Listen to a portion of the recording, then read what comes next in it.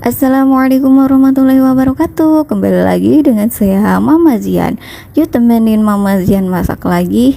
Jadi ceritanya tuh hari ini Mama Zian mau masakin Zian itu oseng terong. Dan ini perdana Zian Mama kasih oseng terong. Tapi alhamdulillahnya Zian itu suka. Nah, yang pertama-tama kita siapkan dulu air, karena kata mamanya aku dulu itu kalau masak terong dikupas nggak direndam pakai air, nanti hasilnya terongnya itu hitam dan juga agak pahit gitu. Jadi kalau ngupas terong kayak gini harus sediain air. Kalau di tempat teman-teman kayak gitu apa enggak? Coba komen di bawah ya. Nah, ini mama mau kupas-kupas dulu per terong-terongannya dengan pengupasan yang sedang-sedang aja ya, nggak terlalu tipis banget juga jangan tebel-tebel banget. Kalau tebel-tebel banget nanti takutnya dagingnya juga ikut hilang ya. Jadi ya yang sedang-sedang aja gitu, ya senormalnya kita mengupas terong ini. Nah, setelah kita selesai mengupas per terong-terongannya, baru kita potong-potong. Dan untuk memotongnya itu bebas aja ya, mau bentuknya bulat, lonjong, kotak, segitiga, mau gede-gede, mau kecil-kecil banget, itu terserah. Kalau mama sih mau potong yang sedang-sedang aja, yang kira-kira bisa dimakan Zian dengan mudah. Nah, mama motongnya kayak gini aja. Dan ini kalau ketahuan suami mama motong terong seperti ini, pasti langsung di nyap gitu, karena katanya menakutkan gitu, jadi disuruh pakai talenan. Tapi ini karena sedang tidak ada babasian, jadi mama mau potong-potong seperti ini aja biar cepet gitu ya. Karena kalau pakai talenan itu mama rasa kayak lama kayak gitu, karena ya harus dipotong-potong baru mindah, potong-potong mindah. Kalau kayak gini kan langsung di airnya, jadi kayak langsung seger gitu loh. Kalau di talenan kan harus nunggu selesai baru dipindah ke air kayak gitu. Kalau ini kan enggak, jadi kayak kelihatannya masih seger gitu terongnya karena langsung masuk air. Dan setelah selesai kita potong-potong ini terongnya, baru kita beralih ke berbumbuan. Dan untuk bumbunya ya seperti layaknya oseng biasa, ada bawang merah, bawang putih, cabai, seasoning seperti garam, penyedap rasa. Dan untuk spesialnya mama kasih kemiri, karena kemiri itu adalah khas masakan oseng di rumah mama dulu ya. Jadi itu kayak bumbu rahasia masakan mamanya aku dulu gitu. Dan alhamdulillah cocok di lidah suami juga, katanya enak. Jadi ya udah, kadang-kadang mama kalau lagi bikin oseng yang nggak dipotong-potong tapi diulek halus gitu, pasti mama tambahin kemiri ya. Tapi kalau nggak ada kemiri ya nggak ditambahin kemiri juga, tapi kalau ada pasti mama tambahin gitu. Nah, ini mama kupas dulu per berambang-berambangannya dan juga per bawang-bawangannya. Setelah selesai mengkupas semua berambang dan bawang, ukurannya ya kira-kira aja deh, kalau mama masak pokoknya semua serba kira-kira kayak gitu ya. Dan setelah semuanya masuk ke dalam ini pengulek-ulegan, baru kita gejek-gejek seperti ini sampai dengan halus. Jika ini bumbu sudah digejek-gejek dengan halus, baru kita OTW menuju ke perwajanan. Seperti biasa, kalau kita menuju ke perwajanan sudah pasti dan sudah wajib harus memanaskan minyak terlebih dahulu. Nah, untuk minyaknya juga jangan banyak-banyak banget ya, yang sedang-sedang aja gitu. Setelah ini minyak panas, baru kita ambil bumbu yang sudah kita haluskan dan kita cemplung ke dalam wajan. Dan jika si bumbu sudah masuk atau sudah mencemplung ke dalam wajan, baru kita osrak-osrang, orak-arik, osrang sampai dia mengeluarkan bau aromatiknya. Pokoknya diusrak-usrak terus. Kalau si bumbu ini sudah mengeluarkan bau aromatiknya, dan bentar-bentar ini kayaknya minyaknya agak kurang ya, jadi mau mama tambahin dulu nih biar gak kering sekali. Setelah ditambahin, mama mau usrek sampai dia mengeluarkan bau harum. Ini belum mengeluarkan bau harum ya. Dan setelah diusrek ini mengeluarkan bau harumnya, sudah mulai tercium-cium seperti saat ini. Sampai gak ke situ bau harumnya? Kalau nggak sampai ya wajar, karena ini kan cuma di video ya.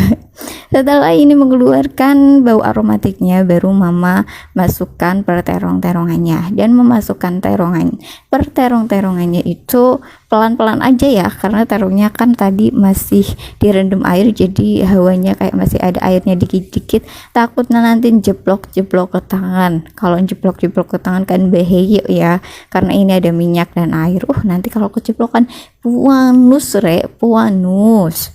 Makanya pelan-pelan aja kayak gini, dikit-dikit aja, cemplung kayak gitu. Dan setelah si terong ini masuk semua ke dalam perwajanan, sudah pasti, sudah otomatis, dan sudah wajib di osrang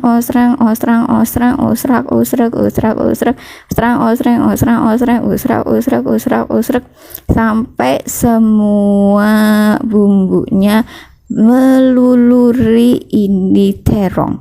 Jika si terong sudah menggunakan luluran bumbu ini, baru kita tambahkan sedikit air, sedikit aja ya, nggak usah banyak. Dan ini juga osrak-osraknya kayak gini, tidak hanya menunggu berlumuran aja ya, tapi juga sedikit layu gitu. Nah, kalau udah sedikit layu kayak gini, si terongnya baru tambahkan air gitu.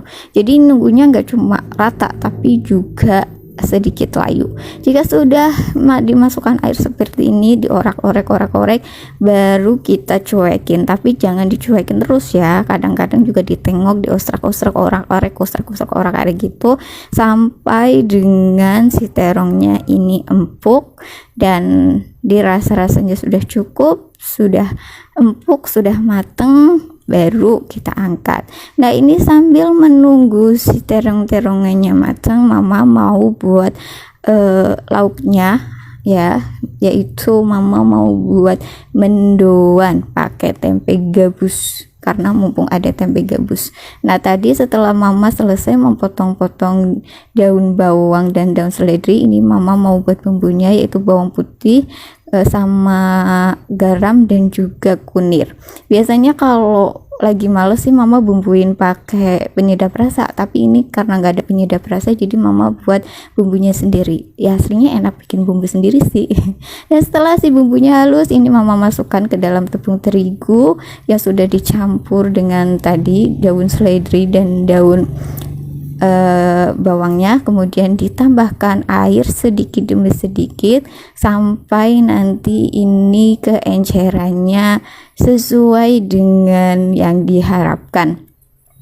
Tapi jangan encer-encer banget dan jangan kental-kental banget, karena kalau terlalu encer juga nanti nggak jadi untuk mendoan. Kalau terlalu kental juga nanti ketebelan tepungnya, jadi ya harus benar-benar sedang banget. Makanya ini airnya ditumpahkannya sedikit demi sedikit saja, biar bisa menghasilkan adonan yang sesuai selera atau sesuai dengan kebutuhan mendoan gitu.